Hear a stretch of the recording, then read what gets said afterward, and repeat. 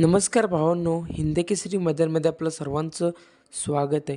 तर भावांनो, प्रथमतः तुम्हाला सर्वांना होळीच्या हार्दिक शुभेच्छा.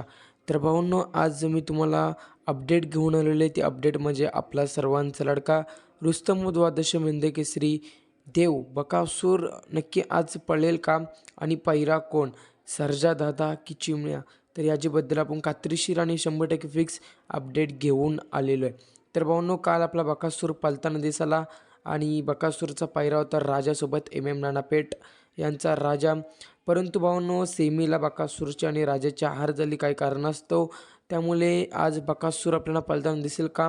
कारण आज देखील 2 ते 3 ठिकाणी मैदान संपन्न होणार आहे आणि त्या मैदानामध्ये आपला बकासूर पळताना दिसेल का?